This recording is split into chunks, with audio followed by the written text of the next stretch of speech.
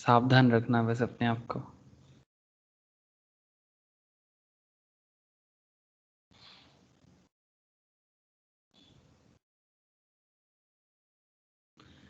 Okay sir.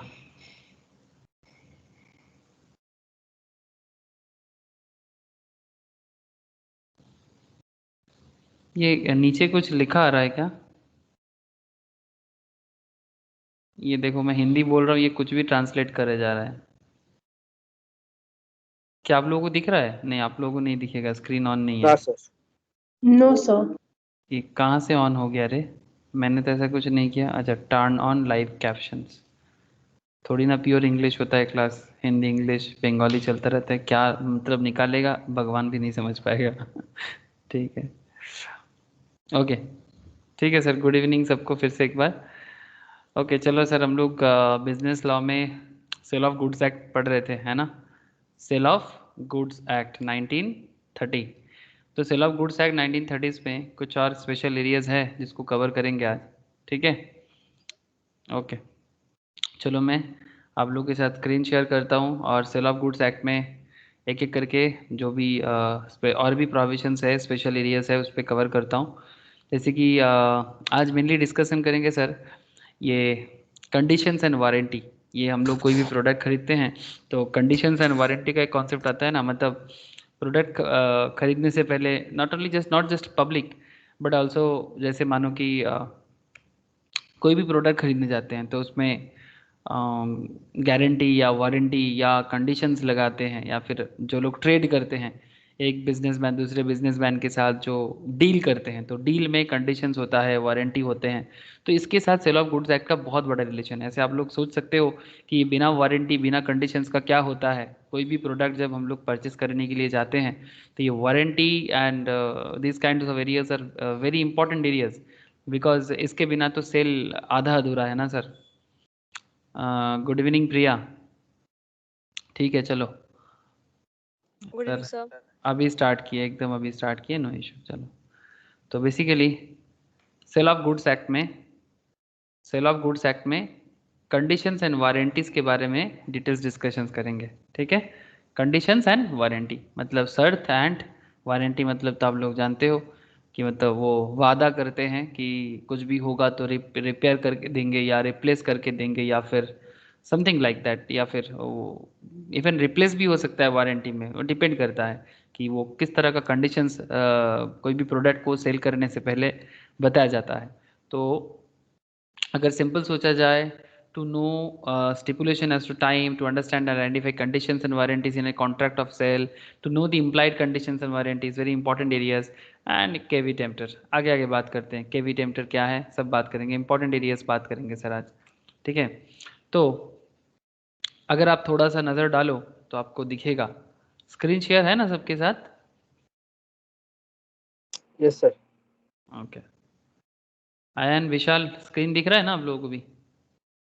Yes sir. Okay, stipulation with reference to goods. तो basically stipulations with reference to goods मतलब कोई भी goods जब cell होता है, क्या पढ़ रहे हैं sir? Sale of goods act.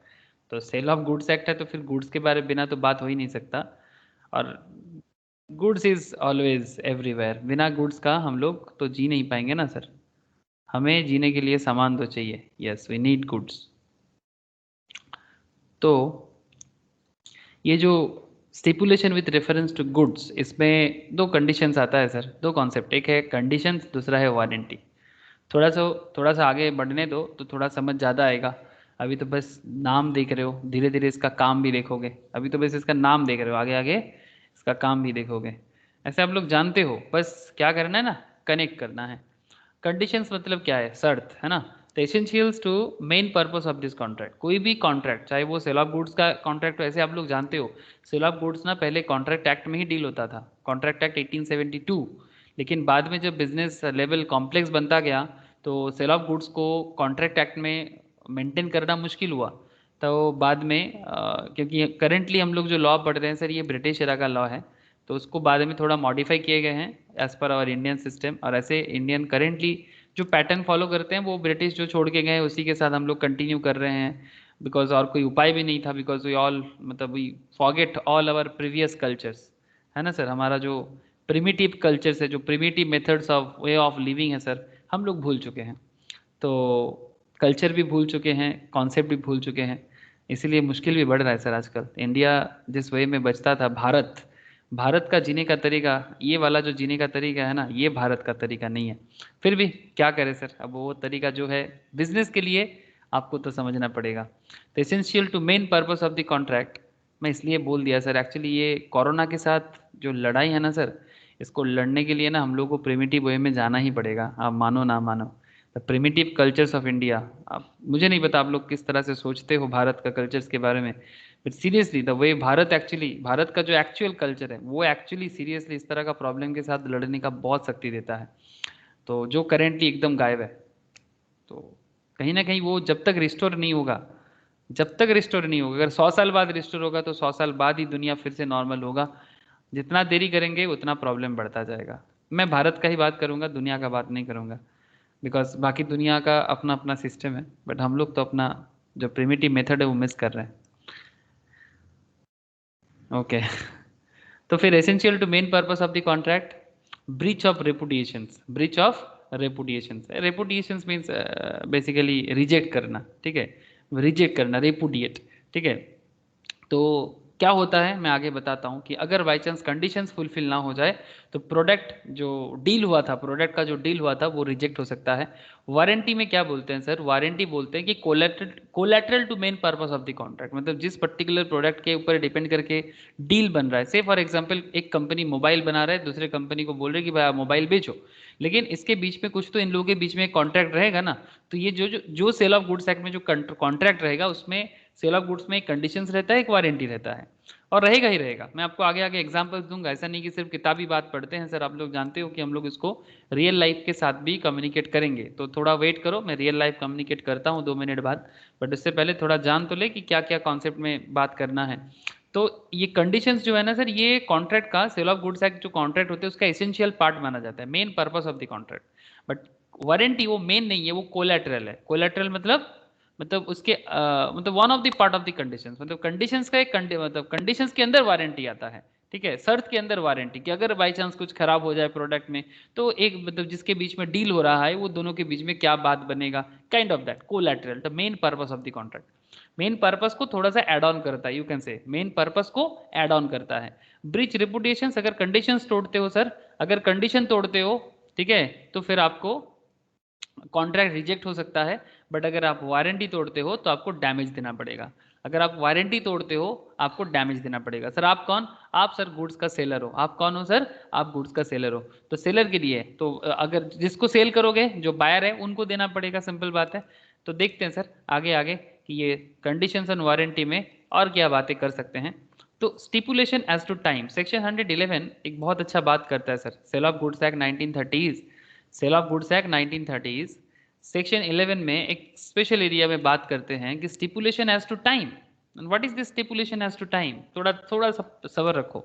Unless a different intention appears from the terms of the contract, stipulation as to time of payment are not deemed to be the essence of the contract of sale. Whether any other stipulation as to time is of the essence of the contract or not depends on the terms of the contract. मतलब इसको मैं थोड़ा सा simplify करूंगा, जैसे as regard to time for payment of price, time for payment of price मतलब कब दाम पे करना चाहिए, मतलब कब पेमेंट करना चाहिए। Unless a different intention appears from the terms of the contract, stipulation as regard this is not deemed to be the essence of a contract of sale, but delivery of goods must be made without delay. Whether or not such a stipulation is the essence of the contract depends on the terms of agreed upon. Price for goods may be fixed by the contract or may be agreed to be fixed later in a specific manner. Stipulation as to time of delivery are usually the essence of the contract. Stipulation as to time of delivery are usually the essence of the contract. तो मतलब कब पे करना है और कब delivery करना है। मैं आपको एक सिंपल बताता हूँ सर, एक सिंपल बताता हूँ। जैसे चलो सर, ये बड़ा ही कॉमन कॉन्सेप्ट है, ऐसे पढ़ने में ऐसा लग रहा है कि क्या बहुत बड़ा चीज़ पढ़ लिया हम लोगों ने, बट ऐसे कोई बहुत बड़ा चीज़ नहीं पढ़ा सर, एकदम डे टू डे लाइफ है। बस भाषा लॉ का है, ठीक है, इंग्लिश लॉ में लिखे ना तो ऐसा लगता है कि क्या पढ़ लिए, मतलब बाप रे बाप ऐसा क्या पढ़ लिए कि दिमाग से बाहर जाएगा। मदर टंग में समझते हैं ना तो समझ जाओगे। अभी देखो क्या समझे सर, क्या खरीदोगे, स्पीकर्स, चलो सर स्पीकर्स खरीदते हैं। ऐसे कोरोना काल में अच्छा तो कुछ हो नहीं रहा है प्रॉपरली, मतलब हमेशा एक टेंशन का माहौल है सबके लिए। तो सर गाना सुनो सर, सुबह सुबह भगवान का गाना चलाओ, भक्ति गीति, धीरे धीरे रोमांटिक गाना सुनो, फिर कभी कभी डांसिंग वाला भी गाना सुन लो, बट गाना ज़रूर सुनो। तो कौन सा गाना ले, जेब्रोनिक्स का क्या ले सर, बोलो आप लोग बताओ कौन सा लिया जाए। बोट का, हाँ चलो बोट लेते हैं। बोट का ये वाला अगर लेना चाहते हैं, ठीक है, अगर बोट का ये वाला अगर आप लेना चाहते हैं, मुझे ये वाला देखने में अच्छा लगा, ये वाला देखते हैं। ओके, तो ये जेब्रोनिक्स का है, 597 का है, ठीक है। ध्यान से सुनना सर, ये कुछ कंडीशंस के ऊपर ये इसका सेल होगा। फ्लिपकार्ट सेलर है ना, फ्लिपकार्ट एक्चुअली मीडिएटर है, बट आपके लिए वो सेलर है, लेकिन फ्लिपकार्ट के लिए सेलर का काम करता है कोई और भी कंपनी है। ये देखो सर, यहाँ पर आप देख सकते हो, ये फ्लिपकार्ट के लिए सेलर्स का काम करते हैं, मतलब कौन कौन ये सेलिंग करेगा आपको, इसके लिए आपके आपके पास यहाँ पर कितना सेलर्स का नाम देके रखा है सर, आप देख सकते हो यहाँ पर। एडवांस टेक्नोलॉजी सोल्यूशंस, यूरेस्का, दिख रहा है सर आप लोगों को, रियल लाइफ कॉन्सेप्ट है, देखो तो, click and save, go wireless, ठीक है। तो कोई कोई थोड़ा ज़्यादा दाम ले रहा है, कोई कोई थोड़ा कम दाम ले रहे हैं। आप एक चीज़ देखो यहाँ पर, जो दाम कम और ज़्यादा का जो खेल है ना, इस पे ये सब कंडीशंस है obviously.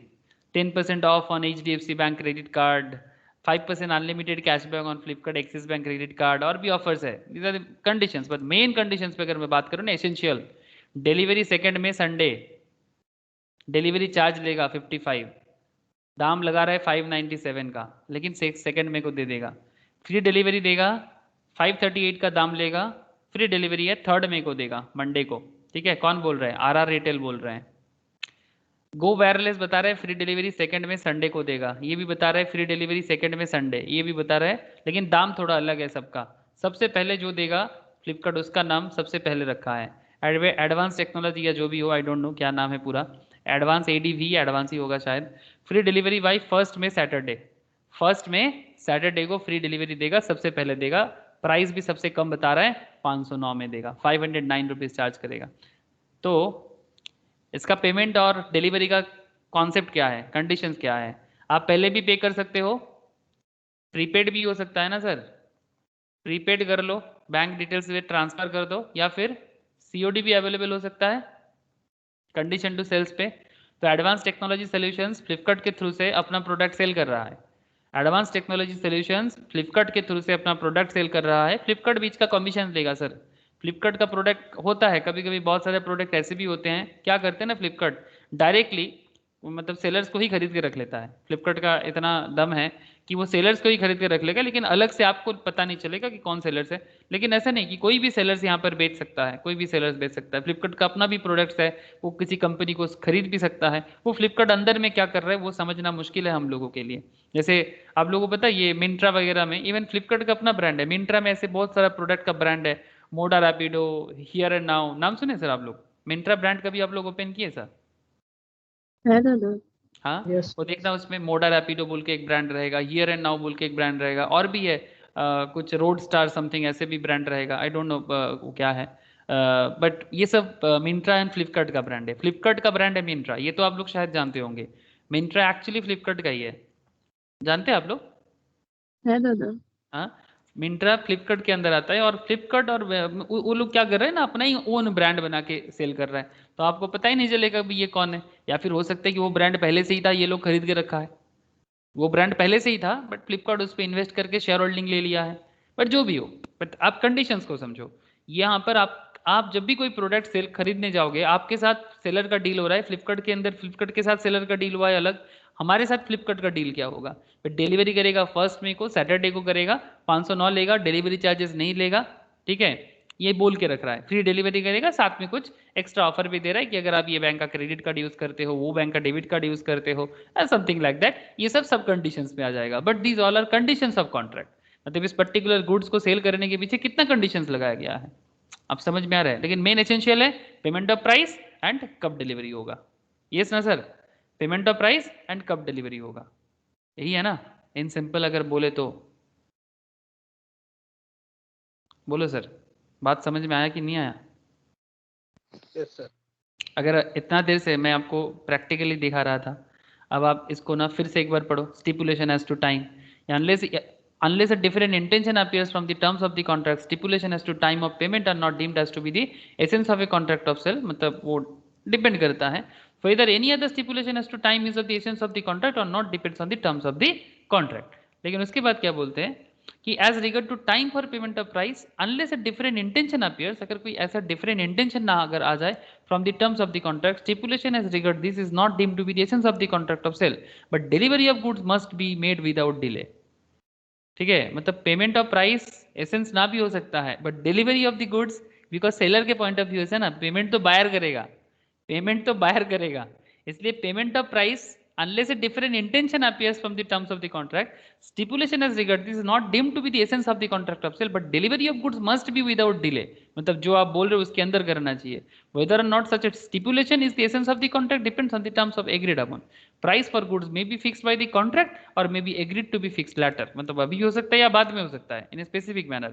Stipulation as to time of delivery are usually the essence of the contract. तो essence of the contract क्या है? Delivery of goods या payment of price? क्या लग रहा है आप लोगों को?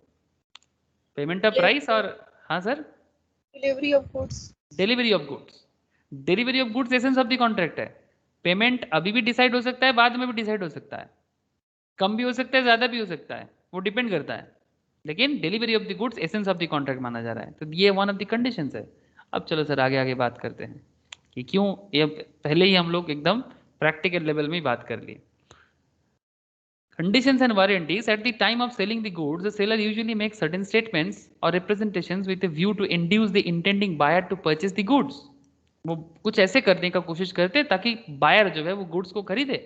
So the representations are generally about the nature and quality of the goods and about their fitness for buyer's purpose.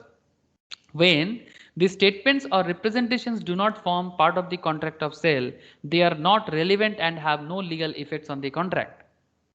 Wait sir, wait. But when these form part of the contract of sale and the buyer relies upon them, they are relevant and have legal effects on the contract of sale. And a representation which forms a part of the contract of sale and affects the contract is called a stipulation. However, every stipulation is not equal importance. Some of these may be very vital, which others may be of somewhat lesser significance. The more significant stipulations contained in the contract of sale of goods have been called as conditions, while the less significant stipulations have been given in the name of warranties. तो basically सबसे ज्यादा स्टिपुलेशंस किसको दिया गया है? Conditions पे दिया गया है, ठीक है. और सेकंड लेस स्टिपुलेशंस किसको दिया गया है सर? वारंटीज को दिया गया है.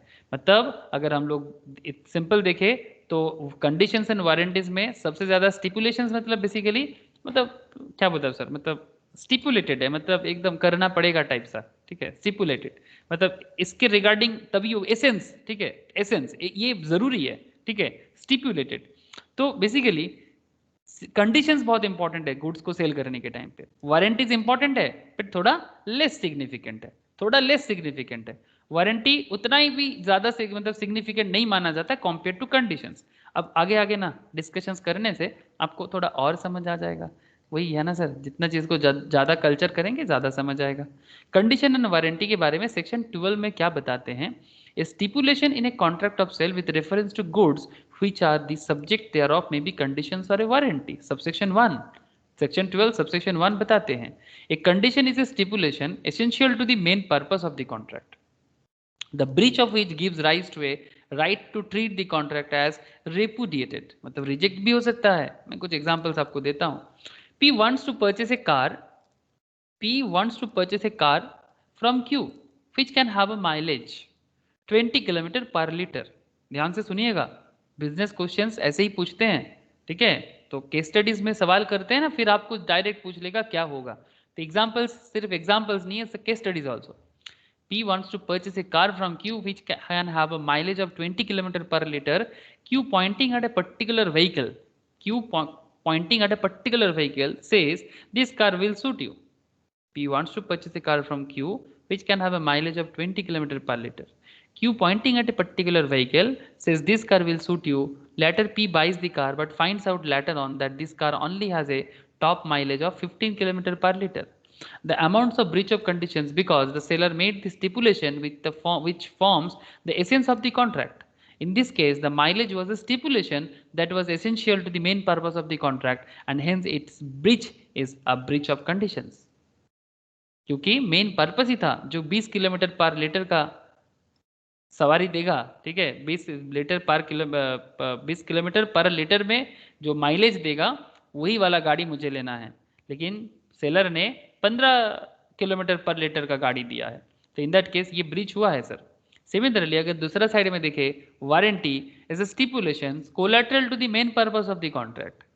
वारंटी इज स्टिपुलेशन कोलैटरल, मतलब उसके साथ साथ जा रहा है, ठीक है, main purpose of the contract के साथ। The breach of which gives rise to claim for the damages but not a right to reject the goods and treat the contract as repudiated, ठीक है, ट्रीट द कॉन्ट्रैक्ट एज रेपुडिएटेड।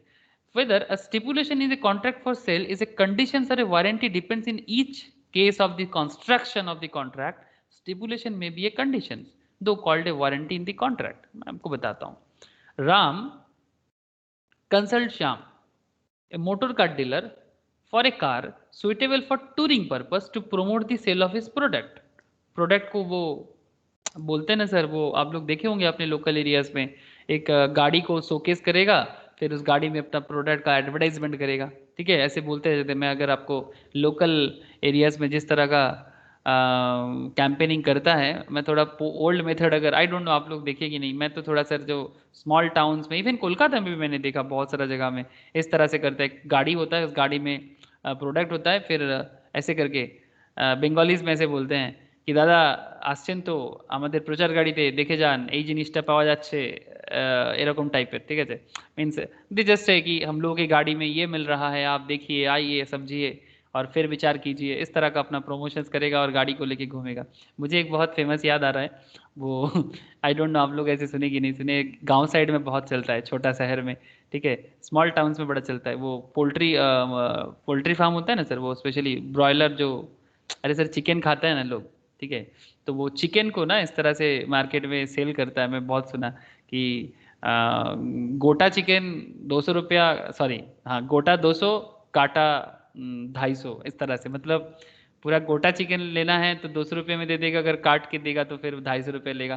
तो उसको ना एकदम एक पूरा गाड़ी या वैन लेगा और पूरा प्रचार करेगा इस तरह से छोटा शहर में, और क्या उन लोगों का सेल भी बढ़ जाता है, ठीक है।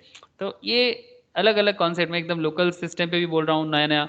जैसे मैं यहाँ पर वीआईपी रोड के सामने भी बहुत बार देखा, एक गाड़ी आता है, वो क्या बोलते हैं, लैंगचा मिठाई होता है शक्तिगढ़ का, वो क्या मिठाई का वो क्या बनाता था सर, वो गाड़ी लेके एक मारुति वैन में पीछे लगा के, उसमें शक्तिगढ़ का लैंगचा फेमस फेमस मिठाई सर, मिहिदाना बर्धमान का, ये सब लेके सेल करता था। सॉल्ट लेक में भी मैंने देखा इस तरह का। तो ऐसा हो सकता है, there are lots of various kinds of business.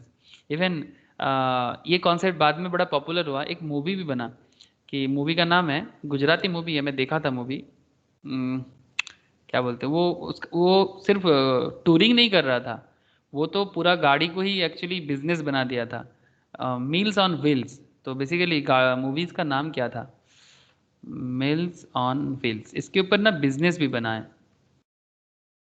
ये देखो सर, अरे बाबा कितना सर आ गया, meals on wheels, meals on wheels, मतलब वो गाड़ी पहुंच जाएगा, आप जहां पर भी बोलोगे वहां पर गाड़ी पहुंच के खाना डिलीवरी कर देगा। मील्स ऑन व्हील्स, अच्छा मील्स बाय व्हील्स में मूवी था ना एक,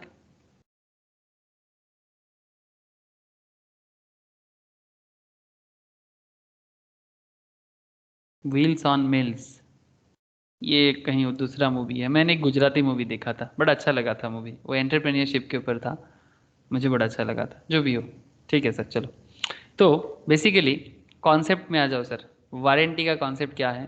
तो ये गाड़ी जो है सर टूरिंग पर्पस के लिए है। क्या पर्पस के लिए है, टूरिंग पर्पस के लिए, to promote the sale of his product. Shyam suggest Maruti and Ram accordingly buys it from Shyam. The car turns out to be unfit for touring purpose. Here, the term that the car should be suitable for touring purpose is a condition of the contract. It is so vital that it is non-fulfillment defeats the very purpose for which Ram purchased the car. Ram is therefore entitled to reject the car and have refund of the price. आपको समझ में आ रहा है sir? Ram consults Shyam, a motor car dealer, for a car suitable for touring purpose to promote the sale of his product. Shyam suggests Maruti. Ram accordingly buys it from Shyam. The car turns out to be unfit for touring purpose. Yet the term that the car should be suitable for touring purpose is a condition of the contract. It is so vital that its non-fulfillment defeats the very purpose of which Ram purchased the car. मतलब जिस purpose के लिए राम लिया था उस purpose ही fulfil नहीं हुआ। तो Ram is therefore entitled to reject the car and have a refund of the price. Let us assume Ram buys a new Maruti car.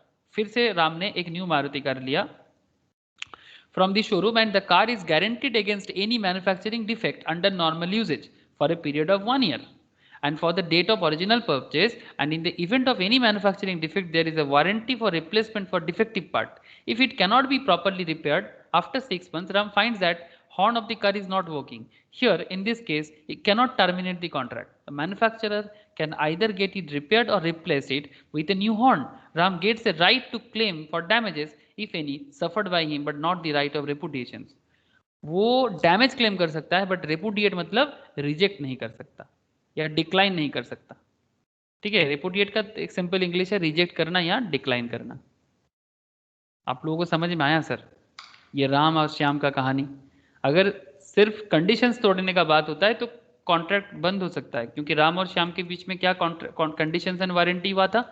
Ram ने बोला कि भाई मुझे गाड़ी चाहिए जो टूरिंग पर्पस के लिए अच्छा हो, लेकिन वैसा ही गाड़ी थी ना जो टूरिंग पर्पस के लिए अच्छा हो। तो उसने मारुति बोला, इसने मारुति लिया बट वो अच्छा नहीं हुआ तो फिर वो कैंसिल कर सकता है। बट साथ में ही अगर राम खरीद रहा है Maruti car from the showroom and car is guaranteed against any manufacturing defect under normal usage for a period of 1 year. Normal usage मतलब ऑब्वियसली मतलब जैसा नॉर्मली यूज करना चाहिए। अगर वो मारुति कार को लेके बोलेगा कि मैं खंडर में गाड़ी चलाऊंगा या फिर मैं क्या बोलते हैं डेजर्ट में चलाऊंगा या पथरीला रास्ते में चलाऊंगा, उसके लिए अलग कार होते हैं ना। पहाड़ में चलाऊंगा तो पहाड़ी रास्ते में 4 व्हील ड्राइव होते हैं। I hope you all know Darjeeling जैसे एरियाज में सर हम लोग नॉर्मल जैसा गाड़ी नहीं चल पाता है, वहाँ पर ना 4 व्हील ड्राइव चलना जरूरी होता है। जहाँ पर बहुत ज़्यादा स्टीफनेस होता है तो वहाँ पर ना 4 व्हील ड्राइव होते हैं, हर चक्के में उनका ब्रेक सिस्टम ऐसा कुछ कॉन्सेप्ट है। एम आई राइट सर? आप लोग जानते हो 4 व्हील ड्राइव? हाँ सर। है दादा। तो ये सब कॉन्सेप्ट काम करता है ना। तो एग्जैक्टली तो अलग कंडीशंस के लिए अलग अलग कॉन्सेप्ट काम करता है, तो हम लोग उसके हिसाब से चलना पड़ता है। तो अगर कंडीशंस फुलफिल नहीं होगा तो इट्स ओके, बट अगर वारंटी का बात आ जाता है ना, अगर वो वारंटी देता है कि नहीं आपको कुछ भी गड़बड़ हो प्रॉब्लम हो वो ठीक करके देगा, तो अब इन दैट केस आप अगर वो ठीक करके नहीं देता है तो फिर आप उसमें डैमेज क्लेम कर सकते हो, बट आप कॉन्ट्रैक्ट को रिजेक्ट नहीं कर सकते। बात समझ में आया सर? बोलो। कंडीशन एंड वारंटी का ये एकदम कॉम्बाइन एक एग्जाम्पल था, आपको समझ में आया सर? हेलो, सभी को पूछ रहा हूँ सर, बोलो समझ में आ रहा है कि नहीं आ रहा है? Yes, sir. Yes, sir. साक्षी, आयन, निबीड, बोलो सर, क्लियर है सबको कंडीशन वारंटी का area? Yes, yes, yes, sir. Yes, sir. Okay. तो बेसिकली तो फिर कंडीशंस एंड वारंटी में और भी एग्जांपल्स हो सकते हैं, जैसे कि आप लोगों को पता है वो डोमिनोज, पिज़्ज़ा हट वगैरह। जैसे डोमिनोज का एक बड़ा पॉपुलर कॉन्सेप्ट था, डोमिनोज का ही मोस्ट प्रोबेबली वो 40 मिनट्स के अंदर अगर डिलीवरी नहीं होगा तो फिर रिफंड, ऐसा कुछ होता था ना। 40 मिनट्स के अंदर अगर डिलीवरी नहीं करेगा, ठीक है, जिस टाइम पे आप ऑर्डर जनरेट कर रहे हो उससे लेके 40 मिनट के अंदर पिज़्ज़ा आपके घर में पहुंच जाएगा या बर्गर आपके घर में पहुंच जाएगा। ऐसा एक कॉन्सेप्ट बना था ना, उसी कॉन्सेप्ट में वो एक्चुअली अपना बिजनेस को बनाया था। इंडिया जैसा कंट्री में बड़ा भयंकर बात है, क्यों बोलो तो वो 40 मिनट का रश के लिए वो 40 मिनट में इतना हड़बड़ी होता है। जो ड्राइवर्स होते हैं ना ये भीड़ भाड़ में ना क्या स्पीड में गाड़ी चलाते हैं और फिर कितना लोगों को मारा ठोका, हाँ, और उसके बाद वो पहुंचाते नहीं तो उनका सैलरी से काटते हैं, उनका पेमेंट से, डिलीवरी जो पेमेंट होता है ना उनका पेमेंट से काट लेता है। तो इंडिया जैसे कंट्री में मुझे ये बहुत भयंकर लगता है, बिकॉज इंडिया बहुत कंजेस्टेड टाउन्स एंड सिटीज़ है, यहाँ पर ऐसा कॉन्सेप्ट अच्छा बात नहीं है। अमेरिका में ठीक है सर, अमेरिका तो इंडिया का आबादी का क्या बताऊँ सर, मतलब 4 गुना कम है। हमारे पॉपुलेशन 130 करोड़ प्लस, उनका पॉपुलेशन 30 करोड़ प्लस। ठीक है, हमारा पॉपुलेशन 130 करोड़ प्लस, उनका पॉपुलेशन 30 करोड़ प्लस। और इंडिया का साइज मतलब अमेरिका के अंदर ना भारत जैसा कंट्री ना 3 आ जाएगा सर, 3 भारत आ जाएगा सर। 3 अगर ना भी आए तो कम से कम 2 भारत और थोड़ा और 2.5 भारत आ जाएगा, इतना बड़ा है यूएस का साइज। इतना बड़ा देश है और उसमें हार्डली 30 करोड़ प्लस लोग रहते हैं। तो it's possible for them not for us. ठीक है, हर देश के लिए हर system is I don't think is justifiable. India में 40 मिनट उसको 80 मिनट करना चाहिए। पता नहीं सर, बट सीरियसली मुझे ऐसा, मैंने देखा सर रास्ते में किस तरह से वो डोमिनोज पिज़्ज़ा हट वाले डिलीवरी करते रहते हैं ना, वो बा मतलब कौन सामने आए, बूढ़ी आए, छोड़ा आए, बच्चा आए, फर्क नहीं पड़ता, क्वालिटी डिटोरिएट होता है सर। मतलब लिविंग क्वालिटी डिटोरिएट होता है। मतलब हम लोग सोच रहे हैं कि कोरोना में लोग मरते हैं सर, कोरोना में तो चिंता इस बात का है क्योंकि वो मतलब हमारे क्या बोलते हैं सर, बड़ा इजीली ट्रांसफरेबल है, बट सर एक्सीडेंट में इंडिया में से ज़्यादा लोग मरते हैं इंडिया में, खतरनाक है सर। ओके, तो अगर कंडीशंस वारंटी का तो मेन पॉइंट ऑफ डिफरेंस का एक बार देख ले। A condition is a stipulation essential to the main purpose of the contract, warranty is a stipulation collateral to the main purpose of the contract. Right in case of breach the aggrieved party can repudiate the contract, मतलब reject the contract or claim damages or both in the case of breach of conditions। मतलब अगर conditions breach हो जाए तो वो contract भी cancel कर सकता है और डैमेज भी क्लेम कर सकता है, but aggrieve party can claim only damages in case of breach of warranty. अगर वारंटी कोई तोड़ता है, जैसे कि राम और श्याम के बीच में जो गाड़ी का डील हो रहा था या फिर शोरूम के साथ जो डील हो रहा था, अगर वारंटी है, वारंटी अगर नहीं दे रहा है तो फिर आप सिर्फ डैमेज क्लेम कर सकते हो, कॉन्ट्रैक्ट नहीं तोड़ सकते, ठीक है। वारंटी कॉन्सेप्ट ही ऐसा है। Conversion of stipulations, a breach of conditions में भी treated as a breach of warranty.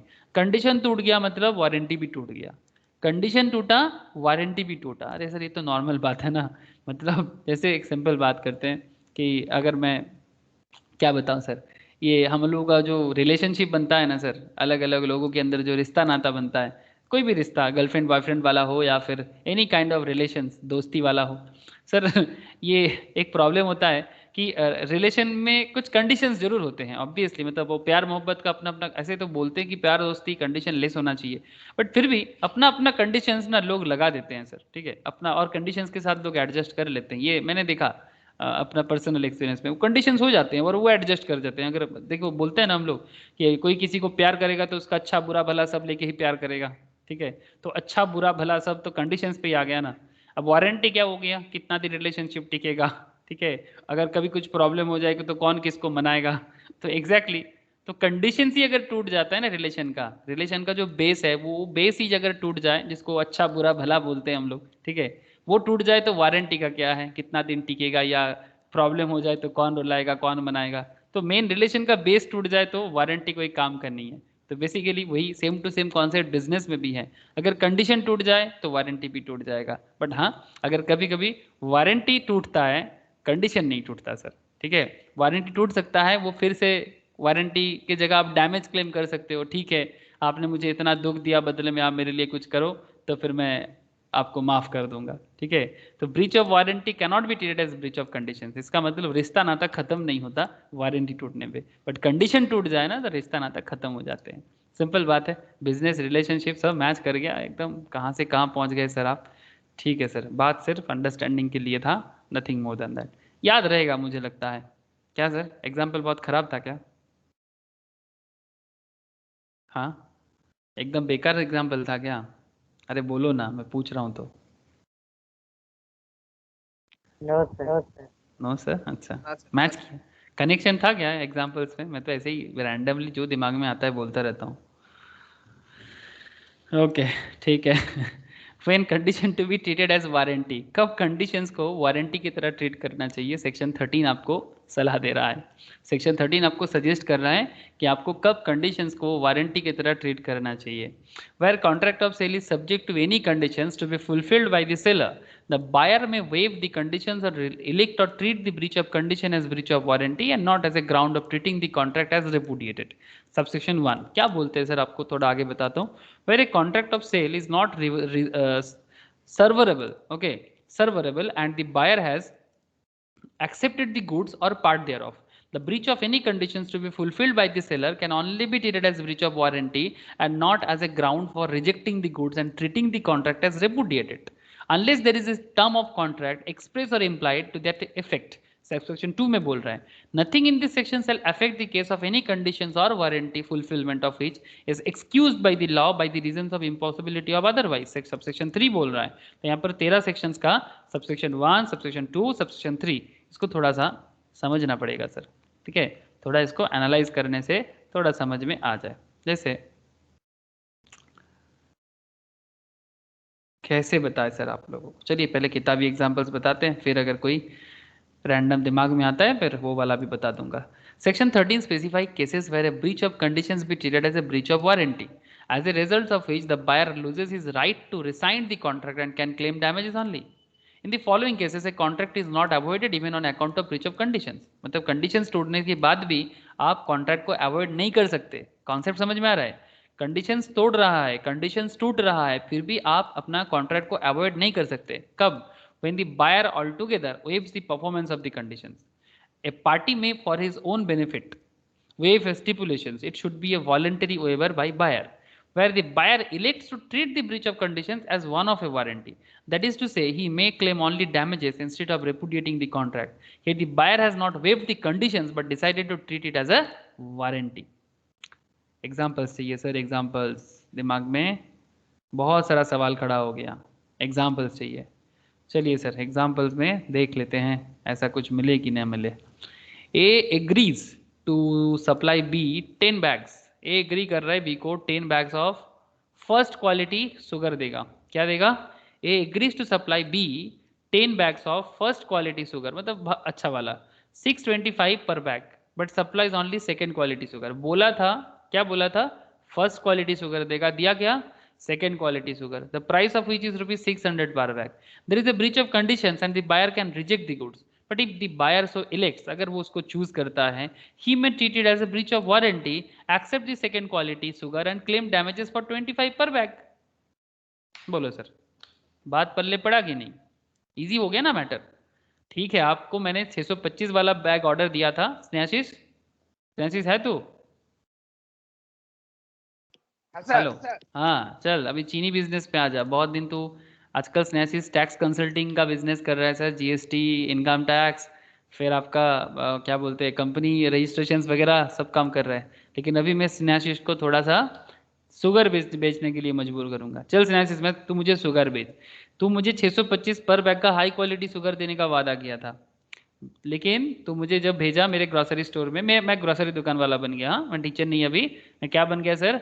मुदी वाला, मुदी खाना दुकान चलाता हूँ सर। ठीक है, आप कुछ भी नाम से मुझे बुला सकते हो, मतलब जो भी दुकानदारों को बुलाते हैं। ठीक है, लाइक जैसे पाड़ा में होता है ना मौदोंदा का दुकान, इस तरह का। ठीक है तो फिर मेरे दुकान में 625 पर बैग का शुगर मैं बोला था, अच्छा क्वालिटी था, बट आपने क्या किया? मुझे 600 वाला दी थी जिसमें थोड़ा बहुत धूल ज़्यादा है, मतलब थोड़ा डस्ट ज़्यादा हो गया उसमें, तो आपने वो वाला बेच दिया। तो क्या करूँ, मैं पूरा रिजेक्ट कर दूँ? तो मैं सोचा कि देखो भाई, इसका भी मेरा सेलर होता है, मतलब इसको भी मैं सेल कर सकता हूँ, मैं इसका भी मुझे कस्टमर्स मिलता है। तो एक काम करते, माल जब आ ही गया घर पे तो फिर वापस क्यों करे, तो कॉन्ट्रैक्ट को रिजेक्ट ना करते। उससे अच्छा है कि मैं इसको ना वारंटी के साथ इसका एडजस्ट कर लेता। तो मैं इतना मानता हूँ कि कंडीशंस नहीं टूटा, वारंटी टूटा है। ठीक है, मैं क्या मान रहा हूँ सर? कंडीशन नहीं टूटा, वारंटी टूटा, इसलिए मैंने एक्सेप्ट कर लिया। और जितना अमाउंट का वारंटी टूटा है 25 रुपया पर बैग के हिसाब से आप मुझे डैमेज क्लेम दे दो। ठीक है, चलेगा स्नेहाशीष? Yes, sir. एकदम। तो ये एक सिंपल क्या था, इतना बड़ा कहानी का छोटा सा समरी। ठीक है, when condition to be treated as warranty, when condition to be treated as warranty, section 13, 1 में, 2 में, 3 में, इसी को बोला है सर। एकदम सिंपल, समझ में आया ना सर सबको? बोलो ना। Yes, sir. Yes, sir. Okay देखो, where the contract is non-serverable and the buyer has accepted either the whole goods or any part thereof. Acceptance means acceptance as envisaged in section 72 of the Indian Contract Act 1872, where the fulfillment of any conditions or warranty is excused by law by reasons of impossibility or otherwise. Waiver of conditions, जैसे कि conditions कैसे कैसे wave हो सकता है? Wave करना मतलब हटा लेना ना, कंडीशंस हटा लेना। कब कब हो सकता है? वॉलेंटरी वेवर, वॉलेंटरी कंडीशंस हटा लिया, मतलब वो खुद से ही हटा लिया। ठीक है, voluntary waiver. Waives performance of contract, मतलब जो कॉन्ट्रैक्ट परफॉर्म करना था वो नहीं किया। Elect to treat condition as warranty, जैसे कि हमारे इस केस में हुआ। Compulsory waiver, non severability of contract, मतलब कॉन्ट्रैक्ट करना मुश्किल हो रहा है, या fulfilment of condition excuse by law. ठीक है, कंडीशंस फुलफिल करने में तकलीफ हो रहा है बिकॉज लॉ में कुछ दिक्कतें हैं। ठीक है, ऐसा केसेस में कंडीशंस वेव हो सकता है। ठीक है, ऐसा नहीं कि जो बोल दिया वो बोल दिया, कुछ कारण के लिए वो हो सकता है कि नहीं अभी करंटली लीगल मैटर्स आ गया है तो हम लोग इस तरह का काम नहीं कर सकते। पहले मैं प्रोडक्ट का सप्लाई कर सकता था, लेकिन मेरा जीएसटी रजिस्ट्रेशन नहीं है, अभी मैं इसको सप्लाई नहीं कर सकता। तो इस तरह का कंडीशंस आ सकता है। तो fulfilment of conditions excuse by law, compulsory waiver, non severability of contract, मतलब जो बोला गया है वो करना नामुमकिन लग रहा है, या फिर वॉलंटरी में जैसे waives of performance of contract, या elect to treat condition as warranty, जो हमारे इस केस में हम लोगों ने देखा। तो ये वेवर ऑफ कंडीशंस का ये जो चारों पॉइंट है प्लीज याद रखिएगा सर। कि क्या क्या 4 कंडीशंस में कंडीशंस वेव किया जा सकता है। Okay sir, express and implied conditions and warranty section 14 से लेके सेक्शन 17 तक में इसके बारे में बता गया है सर, सेक्शन 14 से लेके सेक्शन 17 तक, ठीक है। Conditions and warranty may be either express और इम्प्लाइड। एक्सप्रेस मतलब या तो बोलो, रिटन बोलो, ओरल बोलो, बट बोलो तो सही, समझ में आ रहा है सर? रिटन और ओरल एक्सप्रेस करने का 2 ही तरीका है, या तो बोलो, या तो ओरली बोलो, या तो रिटन लिख के बोलो, या फिर sign language is also part of oral language, ठीक है। तो बेसिकली एक्सप्रेस करना, एक एयरटेल का एक बड़ा फेमस एडवर्टाइजमेंट था 2004-5 नहीं 2007-8 के टाइम पे चलता था एयरटेल का, बड़ा मुझे बहुत अच्छा लगता था, बोलता था कि एयरटेल एक्सप्रेस योर सेल्फ। फिर एक बंगाली गाना होता था उसमें कि बोलता था कि मनेर मानुषेर এই জগতে মনের কথা खुलने वालों, ठीक है। मतलब वो बात ही तो करना है, तो सभी इंसान अपना दिल सब दिल वाले, ठीक है, तो दिल वाले दिल से बात करें। एक्सप्रेस, ओके, एक्सप्रेस याद रखना सर, ठीक है। एक्सप्रेस और इम्प्लाइड मतलब लो मान लिया हमने, ठीक है। इम्प्लाइड मतलब क्या सर? लो मान लिया हमने। अब दिखते सर ये इम्प्लाइड और एक्सप्रेस में क्या डिफरेंस है और क्या इसको यूज कैसे करना है। Conditions and warranties may be either express or implied. They are expressed when the terms of the contract expressly state them. They are implied when not being expressly provided for. Implied conditions are incorporated by law in the contract of sale. Express conditions are those which are agreed upon between the parties at the time of the contract and are expressly provided in the contract. एकदम एक दूसरे के साथ बात करके, मुंह में बोल के, लिख के, कहीं ना कहीं बोला गया है। implied conditions कैसे हो सकता है? on the other hand are those which are presumed by law to be present in the contract. मान लेंगे, वही मैं बोला ना, लो मान लिया हमने, ठीक है, हमें किसी से प्यार नहीं है, ठीक है, ये मैंने मान लिया कि मुझे किसी से प्यार नहीं। अब कोई मानेगा कि नहीं मुझे सबसे प्यार है, तो मान लिया कि मुझे सबसे प्यार है। तो which are presumed by law to be present in contract. It should be noted that an implied conditions may be negated or waived by an express agreement. Following conditions are implied on a contract of sale of goods unless circumstances of the contract show different intention. मतलब इस कुछ conditions है जिसको implied contract of cell में implied माना जाता है। Implied conditions जैसे कि इम्प्लाइड कंडीशंस क्या क्या है, थोड़ा इंपॉर्टेंट है सर, बात को ध्यान से समझिएगा। इम्प्लाइड कंडीशंस, शर्त इम्प्लाइड है, मान लिया, लो मान लिया हमने। Condition as to title, condition as to title. Sale by sample, condition as to quality और fitness, condition as to wholesomeness. condition as to description, sale by sample as well as by description, condition as to merchantability, condition as to merchantability। कितना फर्क है sir एक एक का, फटाफट समझ लेते हैं ना सर, फटाफट एक एक कंडीशंस को डिस्कशंस कर लेते हैं। आई होप कोई सवाल नहीं रहेगा। Section 14 subsection A, condition as to title के बारे में क्या बोलता है sir? In every contract of sale unless there is an agreement to the contrary, the first implied conditions of the part of the seller is that in case of a sale he has a right to sell the goods। ये simple बात है, in case of a sale he has a right to sell the goods and in case of an agreement to sell he will have right to sell the goods at the time when the property is to pass। Sir ये तो आप लोगों ने last हमारा previous class में sale and agreement to sale के class में आप लोग समझ गए थे कि एग्रीमेंट टू सेल के केस में क्या अब तुरंत ओनरशिप पास होता है? प्लीज मुझे थोड़ा बताइएगा, एग्रीमेंट टू सेल और सेल ऑफ नॉर्मल सेल में क्या फर्क है? सेल में ओनरशिप अभी के अभी पास हो जाएगा, बट एग्रीमेंट टू सेल पे क्या अभी के अभी हो सकता है? इमीडिएट ट्रांसफर ऑफ ओनरशिप हो सकता है सर? हाँ सर, फ्यूचर में ट्रांसफर होगा। थैंक यू सर, मतलब एग्रीमेंट कर रहे हैं कि हाँ चलो आपके लिए बनेगा। से फॉर एग्जांपल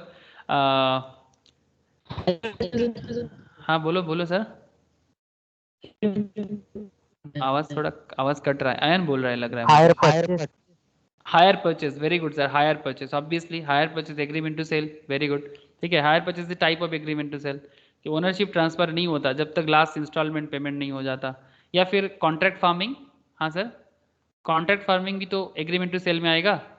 ये जो फार्म बिल के ऊपर जो बात हो रहा था, अभी तो सब कोविड में भूल गया हम लोग, अभी कोविड वेव इतना आ गया, नहीं तो बहुत बवाल मचा था। कॉन्ट्रैक्ट फार्मिंग, अगर कॉन्ट्रैक्ट फार्मिंग होगा तो जो बंदा बोल रहे कि भाई आपके खेती में जो बनेगा वो मेरा है, लेकिन जब तक वो बन के नहीं आएगा तब तक तो ओनरशिप ट्रांसफर नहीं हो सकता ना, कि खेत में 3 महीना लगेगा इसका चावल बनने में, गेहूं बनने में, what ever with the product, mangoes बना या फिर जो भी, मैंगोज हो, पैडी हो, व्हीट हो, what ever with the product, time लगेगा, 2 महीना 3 महीना टाइम लगता है। तो जब बनेगा उसके बाद ट्रांसफर होगा। या फिर कोई भी कॉन्ट्रैक्ट रिलेटेड कोई भी काम, आपका आप टेलर में जाते हो, या फिर टेलर में जाके आप बोलते हो कि मेरा ये ड्रेस जो है इसको बना के दो, ठीक है, तो आपको एक टाइम देता है कि उस टाइम के बाद आपको पे जाके वो उसको डिलीवरी करता है, ठीक है। किसी को ब्लेजर सिलवाना है, किसी को लहंगा सिलवाना है, वट एवर जिसका जो डिमांड है, तो इसको भी हम लोग बोल सकते हैं एग्रीमेंट टू सेल है कि भाई 5 दिन बाद मिलेगा, 10 दिन बाद मिलेगा। एक कंपनी का नाम याद आ गया ये एग्रीमेंट टू सेल बोलने में। आप लोग इस कंपनी का नाम सुने हो सर? बताना सर, लड़की लोग ज़रूर जानोगे, लड़का लोगों को भी जानना चाहिए। ज़ारा नाम सुने कि नहीं सुने? है दादा।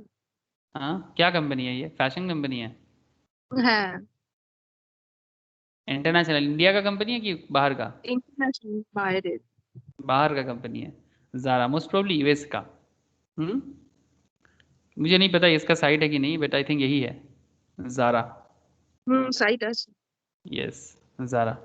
इस कंपनी का कॉन्सेप्ट जानते हो? ये एक्चुअली एग्रीमेंट टू सेल का ही कॉन्सेप्ट में अपना बिजनेस को बनाया है।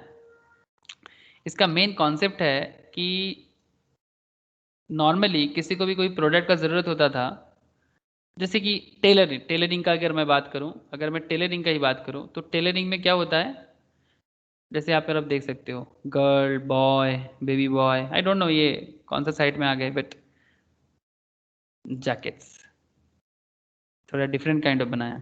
इनका कॉन्सेप्ट थोड़ा अलग है। इनका कॉन्सेप्ट कुछ ऐसा है कि आपको ये वन डे डिलीवरी कॉन्सेप्ट में काम करता था।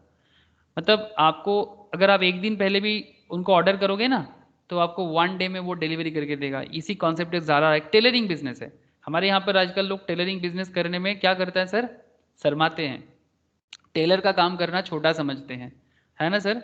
इसीलिए क्या हो रहा है ना, जो आसपास में जो छोटा छोटा टेलर हुआ करता था वो सब आजकल दिखता नहीं है, सब बड़े बड़े कंपनीज ले लिया, ठीक है। टेलर को नौकरी मिल रहा है, जो पहले सेल्फ एम्प्लॉयड था वो अभी नौकरी कर रहे हैं दूसरे के दुकान में।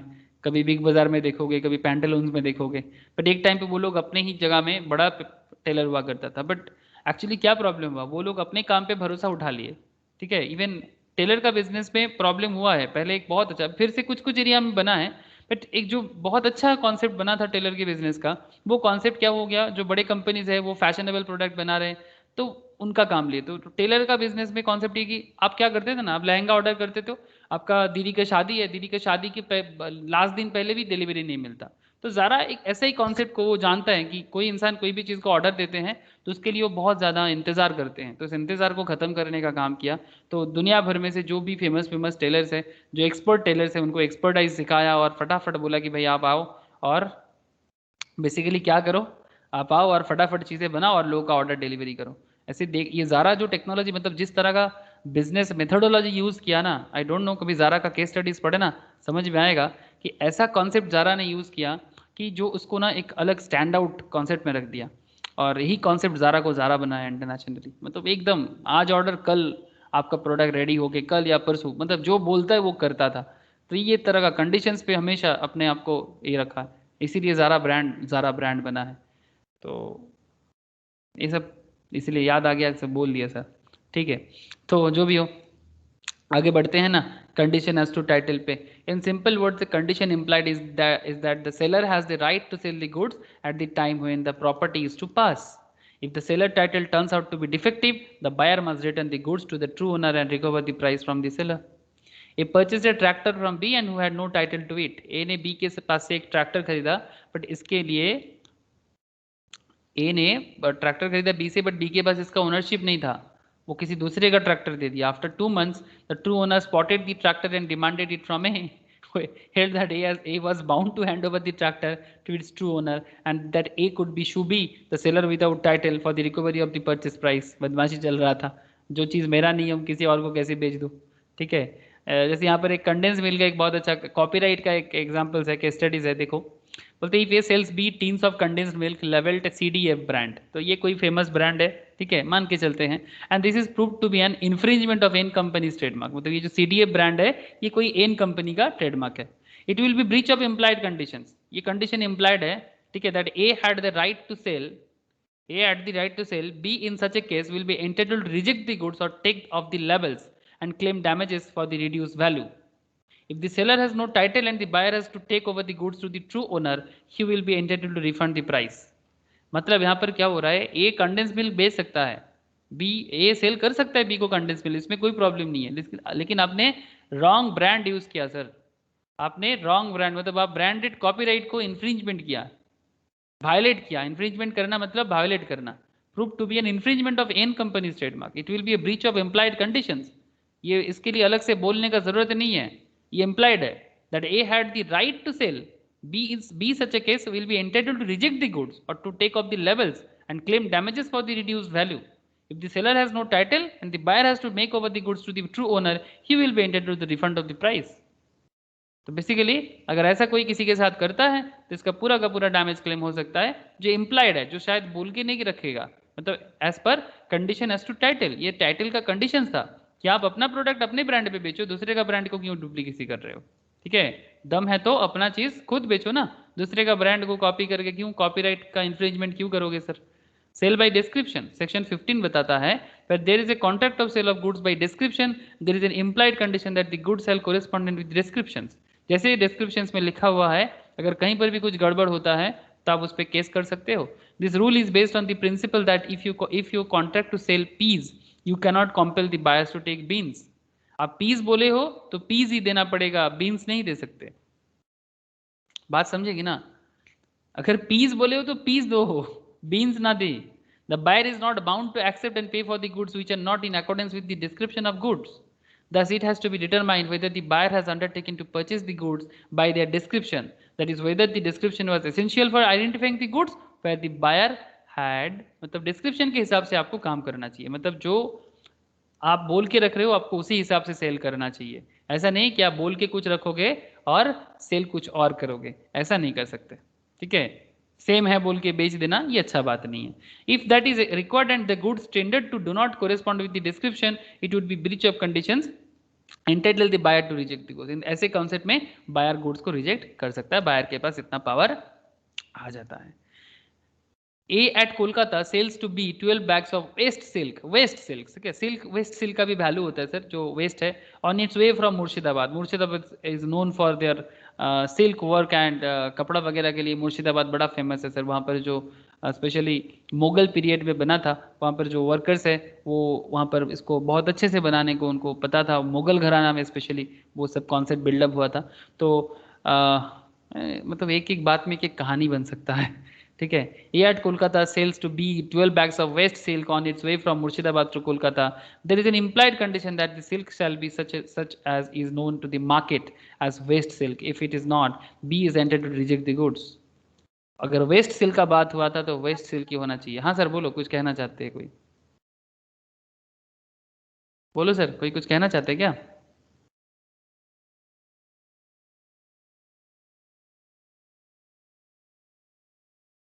हेलो, ओके, किसी को कोई सवाल था क्या? मेरा आवाज आ रहा है ना? Hello, Yes, sir. आवाज।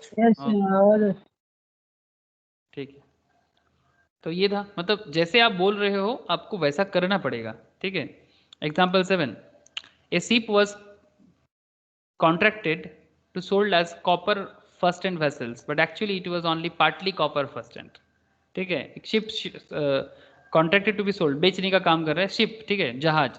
held that goods did not correspond to description and could be returned, or if buyer took the goods he could claim damages for breach। अगर वो लेता है फिर वो ब्रिज के लिए ऑब्वियसली बता सकते हैं कि भाई यहाँ पर ब्रिज हुआ है। ठीक है, जैसे the act however does not define descriptions। ठीक है, the act however does not define description, जैसे कि descriptions के बारे में ज़्यादा नहीं बोला एक्ट, पर where the class or kind to which the goods belong has been specified, for example Egyptian cotton, Java sugar, etc. And where the goods have been described by certain characteristic essential to their identification, for example jute bales of specified shipment, steel of specified dimension, etc.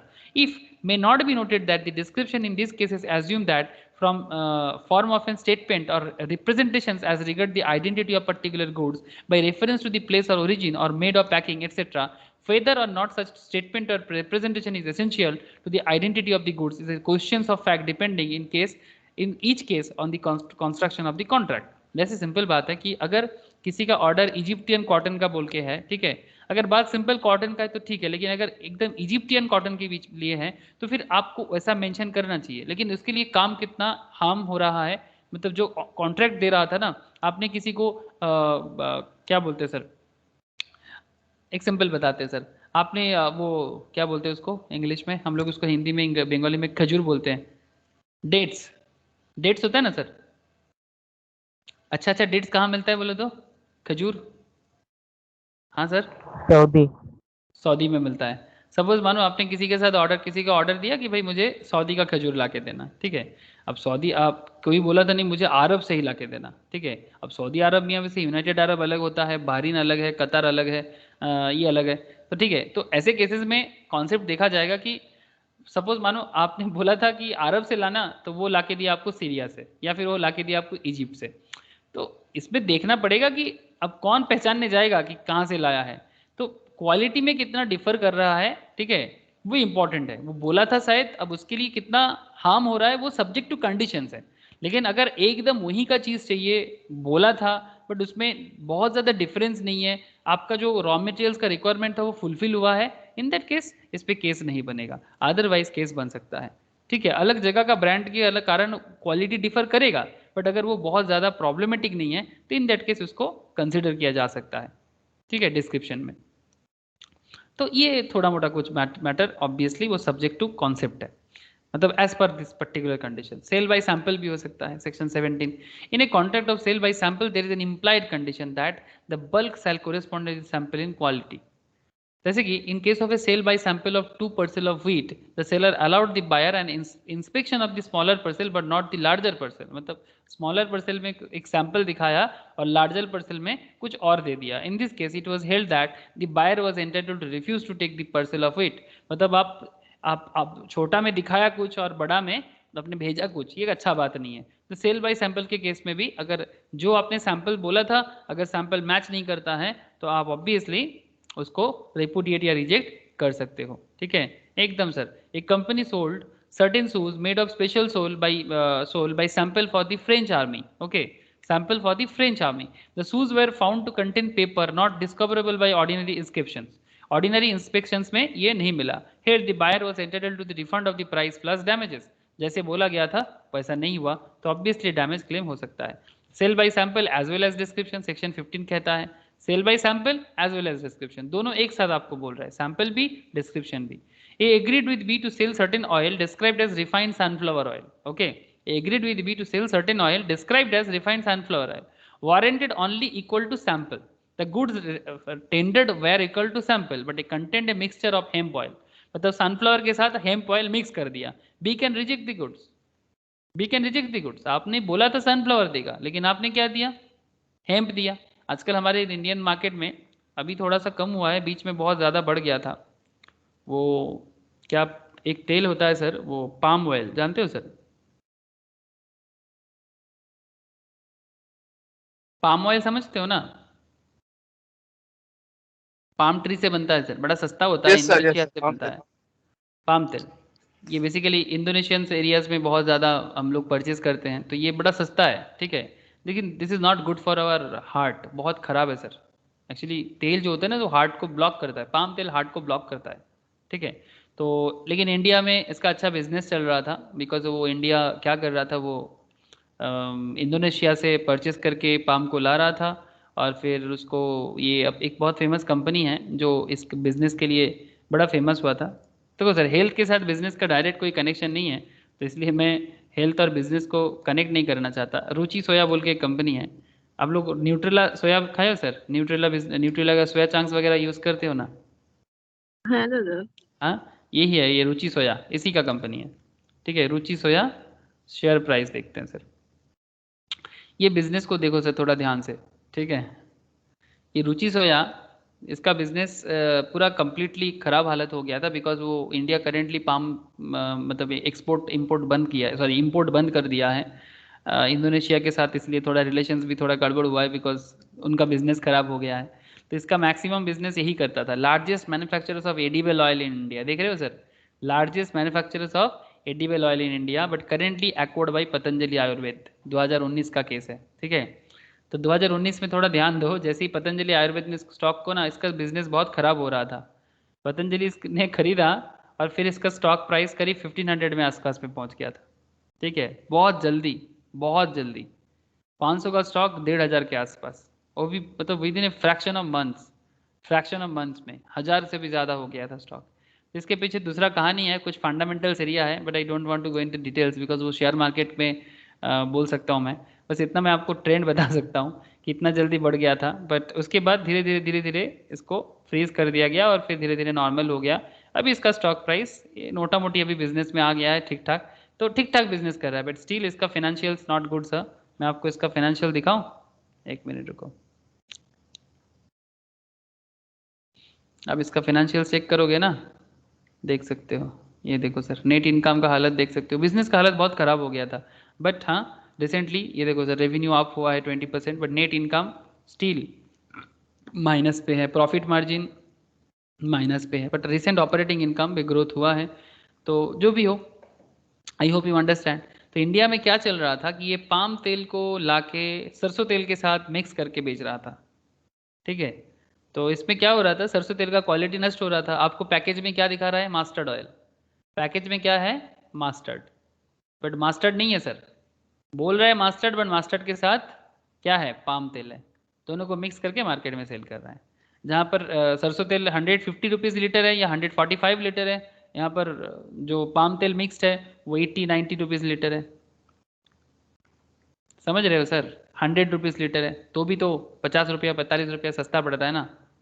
तो public है ना India में जो सस्ता के लिए पागल होते हैं, हाँ थोड़ा सा सस्ता कहीं दिख गया एकदम पागलपंती चालू। पता नहीं करना है, ऑडिट भी नहीं करना है, चेक भी नहीं करना है कि भाई क्यों सस्ता है, सरसों तेल क्यों नहीं सस्ता हो सकता।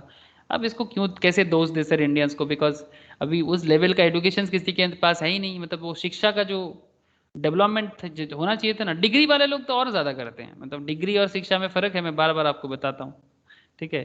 तो पता करने के लिए जो दिमाग चाहिए वो दिमाग लगाते ही नहीं है, जो भी हो। I hope you understand sir, clear हुआ ना। Yes, sir. Thank you, sir. Condition as to quality of fitness. Condition as to quality or fitness.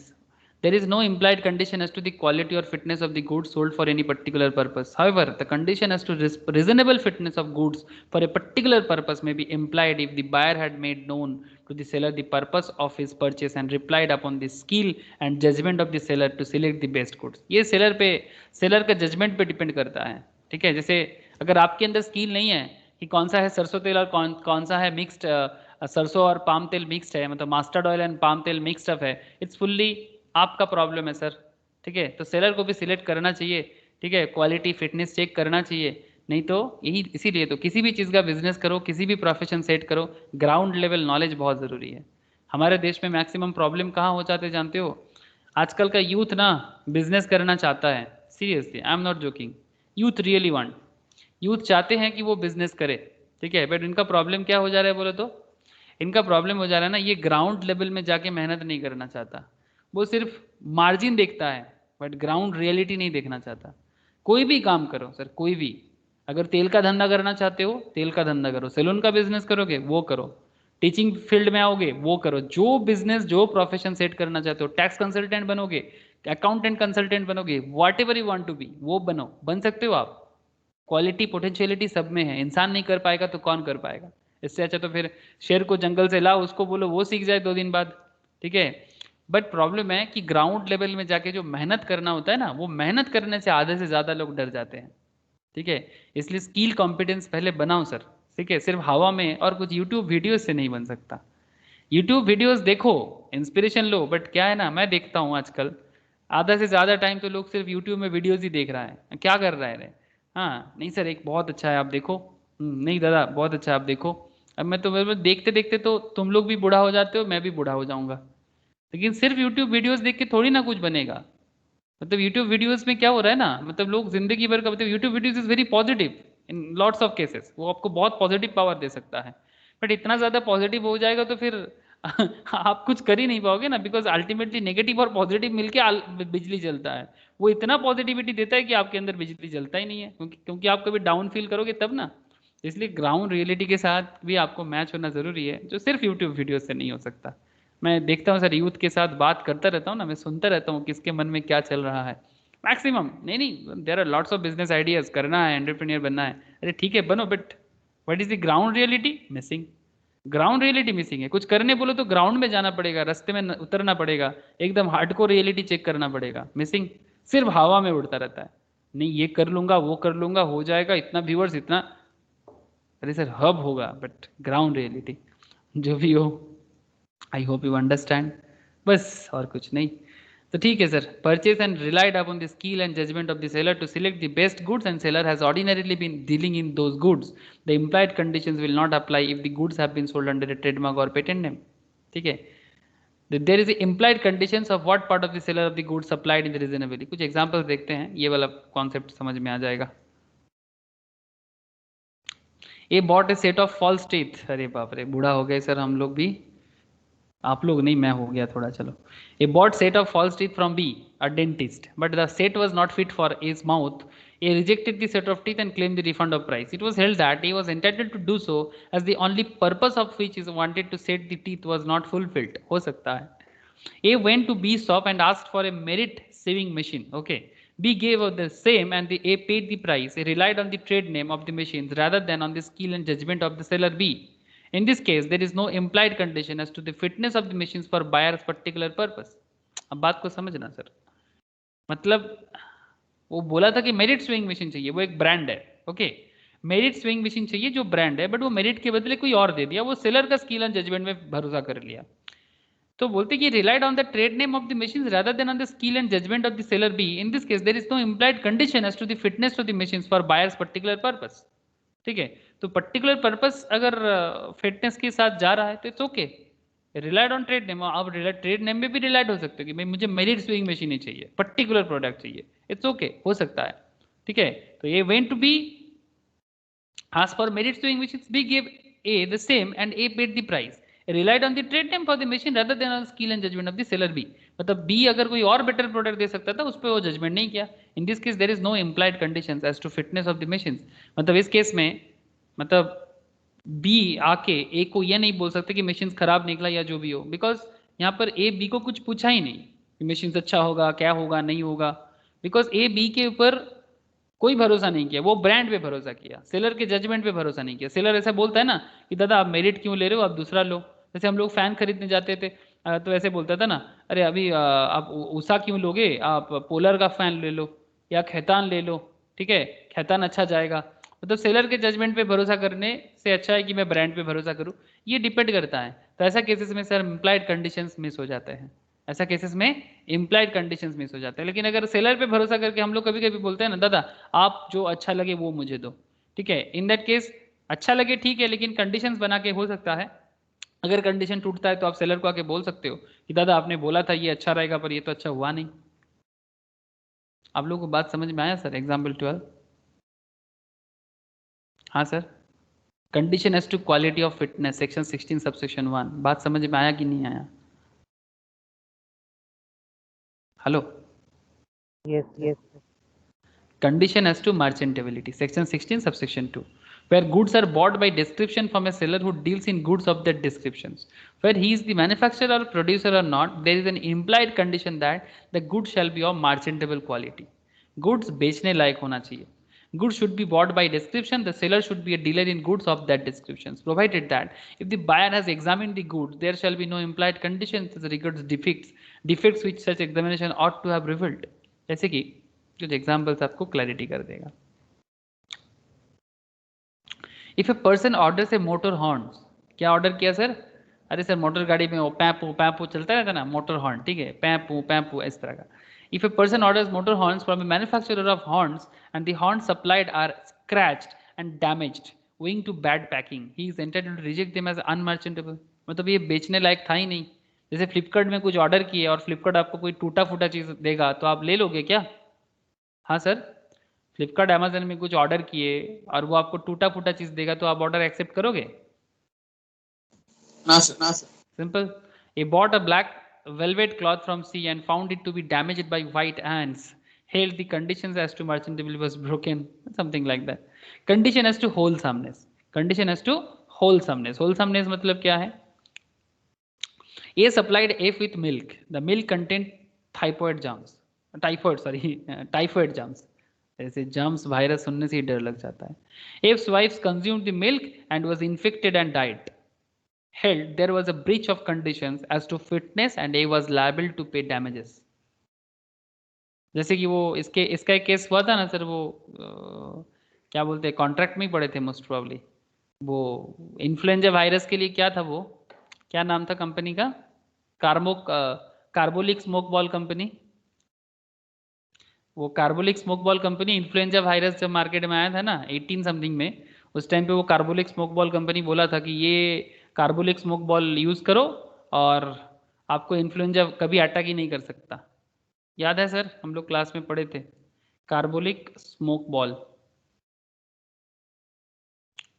ये देखो पेपर में भी आया था, कार्बोलिक स्मोक बॉल एकदम पेपर में दिया था कि अगर किसी को भी कार्बोलिक स्मोक बॉल लेने के बाद भी अगर उसको इन्फ्लुएंजा होता है, ये कंपनी ने दावा किया था कि उसको 100 पाउंड देगा। उसके बाद तो फिर अपना अमाउंट ऑफ रिवॉर्ड को भी बढ़ाया था, 200 पाउंड देगा। फिर एक बंदा, एक औरत थे, क्या नाम था सर, याद है आपको? वो लेडी का नाम क्या था, किसी को याद आ रहा है क्या? ये लेडी का क्या नाम था? यही है लेडी जिसको यहाँ पर इमेज में देख रहे हो। बोलो सर, कोई तो बोलो। कार्बोलिक स्मोक बॉल वर्सेस, अरे बोलो सर, कार्लाइल। हाँ sir, carbolic smoke ball versus Carlill, ठीक है। तो ये मिसेस कार्लाइल को हो गया था, मिसेस कार्लाइल को हो गया था। यार याद आया कि नहीं आया? है ना सर। कोई कोई तो सर ऐसा भी थ्योरीज दे रहा है, ये चलो सर, ये वायरस ये सब के बारे में बोला तो ऐसा भी बोल रहा है कि ये जो इंडिया में जो जो म्यूटेंट हो गया ना सर, ये कोरोना वायरस, ऐसा भी कोई कोई एनालिस्ट बता रहे हैं कि ये हो सकता है, हो सकता है। मैं किसी को डराने के लिए इन्फॉर्म नहीं कर रहा हूँ, हो सकता है। आप लोग भी थोड़ा खबर कर सकते हो। कोई कोई ऐसा भी बोल रहे हैं कि ये वायरस इसलिए म्यूटेंट हो गया क्योंकि वो जब से वो क्या बोलते हैं सर, ये इंजेक्शन मिल रहा है ना सबको, वो मतलब एंटीवायरस। तो एंटीवायरस अपनी बॉडी में जब हम लोग ले रहे हैं, ठीक है, उसके बाद वो वायरस उसके अंदर जाके ना अपने अपने आप को और थोड़ा नया मतलब न्यू वे से अपने आप को फिर से म्यूटेंट कर रहा है। इसके ऊपर डिपेंड करके ना वो एक अलग ही रूप ले रहा है। और हो सकता है कि इंडिया में जो सेकेंड वेव आया है ना, इस पर जो प्रॉब्लम क्रिएट हो रहा है, हो सकता है कि वो मतलब वो म्यूटेंट वायरस इसलिए हुआ है बिकॉज वो अपने आप को फिर से चेंज किया है एज पर नीड। तो उसमें वो और थोड़ा भयंकर टाइप का असर डाल रहा है। तो हो सकता है कि ज़्यादा एंटीवायरस लेने के कारण भी इसका प्रॉब्लम हो रहा है, ऐसा भी कोई कोई एनालिसिस बोल रहा है। बिकॉज ये तो कोई प्रॉपर वायरस एंटी मतलब ये नहीं है ना, ये तो प्रॉपर वैक्सीन नहीं है, ये तो बस एक सील्ड क्रिएट करने का कोशिश कर रहा है। तो हो सकता है कि ये बॉडी के अंदर वो प्रॉपर सील्ड क्रिएट ही नहीं कर पा रहा है, या फिर वायरस जो है उसके अंदर जाके अपने आप को म्यूटेंट कर रहा है और फिर एक न्यू वे में बाहर में आ रहा है। जैसे हॉलीवुड मूवीज़ में हम लोग देखते थे, याद है सर? ऐसा हॉलीवुड मूवीज़ में मैं सुनता था म्यूटेंट हो रहा है समथिंग लाइक दैट। तो पता नहीं सही गलत, I don't know, I am not a researcher, but ठीक है सर। तो इस तरह से हो सकता है होलसमनेस, ठीक है। तो जो भी बात है उसको होलसमनेस में होना चाहिए। तो ये हो गया सर इम्प्लाइड कंडीशंस का सारा एरिया। समझ में आ गया सर? इम्प्लाइड कंडीशन समझ में आया सर? सब चीज़ का डिटेल्स डिस्कशंस कर लिए। बोलो सर, समझ में आया कि नहीं आया? Yes, sir. Yes, sir. Yes, yes. Similarly जैसे इम्प्लाइड कंडीशंस पढ़े, उसी तरह सिमिलरली इम्प्लाइड वारंटीज भी है, ठीक है। It is a warranty which the law implies into contract of sale. In other words, it is the stipulation which has not been included in the contract of sale in express words, but the law presumes that the parties have incorporated into their contract. It will be interesting to know that implied warranties are read into every contract of sale unless they are expressly excluded by the express agreement of the parties. These may also exclude by the course of dealings between the parties or by uses of trade. Section 62 बताते हैं warranty as to undistributed possessions, warranty as to quality or fitness by uses of trade, warranty as to non-existence of encumbrance and disclosure of dangerous nature of goods. तो एक काम करते हैं ना sir कि ये जो वारंटी का जो कॉन्सेप्ट है और इसके साथ जो केवी टेम्पटर का कॉन्सेप्ट है, ये दोनों कॉन्सेप्ट को नेक्स्ट क्लास में डील करते हैं। हाँ सर, उसके बाद फिर बाकी एरियाज में जाएंगे। कुछ एग्जांपल्स है और केवी टेम्पटर है, मैं इसको नेक्स्ट क्लास में डील करता हूँ, ठीक है। फिर इनको इसके बाद जिन लोगों का क्लास है वो उन लोगों का क्लास के लिए रेडी हो जाओ। आज मैं इसको इतना ही रखता हूँ। कोई सवाल है तो कर सकते हो सर, समझ में आया तो भी बोलो। अच्छा, आप लोग एक टेस्ट के लिए रेडी हो जाओ सर, ठीक है, एक टेस्ट के लिए रेडी हो जाओ। विशाल ने टेस्ट दिया, ठीक है, मैं चेक करता हूँ। विशाल फिर से टेस्ट लेंगे तेरा। बाकी लोगों को बोल रहा हूँ सर टेस्ट दो। क्या क्या chapter? Contract and sale of goods, contract and sale of goods, ठीक है। मैं आप लोगों को बताता हूँ। आज दोगे? आज तो रेडी नहीं हो, ठीक है, कल या परसों दे दो, चलेगा? हाँ साक्षी, साक्षी अभी छोड़ो, साक्षी को अभी नहीं देना है, बाद में देना, ठीक है। Contract and sale of goods, Ayan, Inki, Roshni. हाँ बोलो सर। Next week